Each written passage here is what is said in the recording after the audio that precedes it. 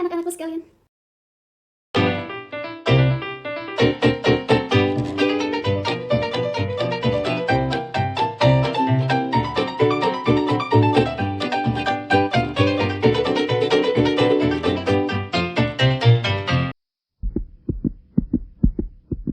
Hai anak-anakku kelas 11 MIPA. Gimana nih kabar kalian? Semoga kalian selalu dalam keadaan sehat ya. Walaupun di rumah, tetap dong harus jaga kesehatan agar terhindar dari berbagai macam virus, bakteri, jamur, dan lain sebagainya yang dapat menyerang tubuh kita. Oke, hari ini kita mau ngapain? Tentu dong kita mau belajar.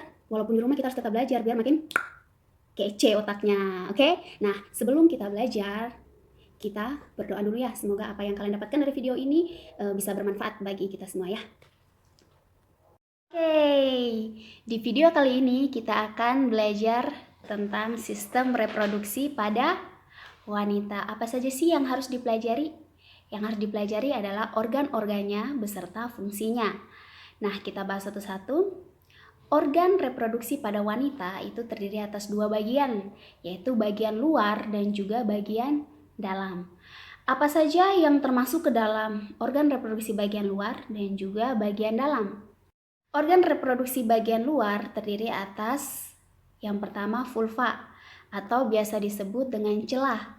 Fungsinya adalah melindungi organ reproduksi bagian dalam dari wanita. Yang kedua, ada yang namanya labium atau bibir.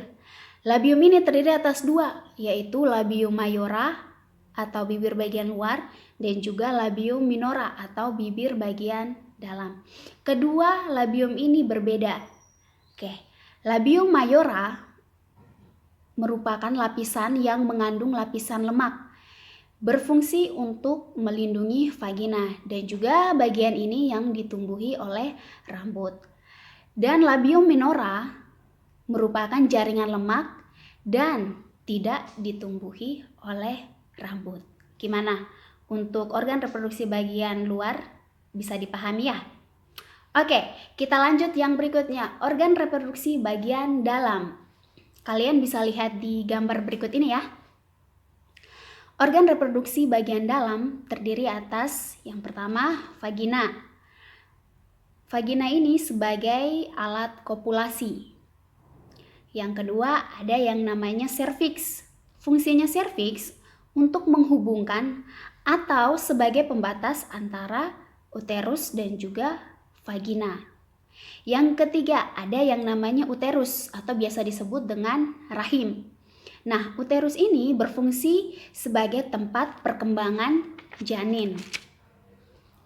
Yang keempat ada yang namanya tuba falopi atau biasa disebut dengan oviduk. Fungsinya sebagai tempat pertemuan antara sel sperma dengan sel ovum. Nah, di tuba falopi ini terjadi proses yang namanya fertilisasi, yaitu pertemuan antara sel sperma dan juga sel ovum.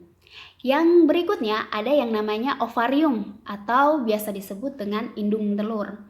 Fungsinya sebagai tempat pembentukan sel ovarium atau sel telur. Nah, yang berikutnya ada yang namanya fibria. Fungsinya untuk menangkap sel ovum yang dilepaskan oleh ovarium.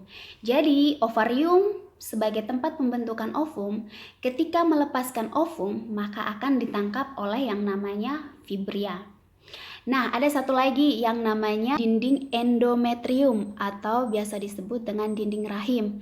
Nah, fungsinya sebagai tempat menempelnya embrio. Oke, itu dia materi kita tentang sistem reproduksi pada wanita. Gimana nih? Apakah kalian sudah mengerti? Ya, semoga dengan video kali ini dapat membantu kalian untuk lebih memahami dan mengerti materi tentang sistem reproduksi pada wanita. Dan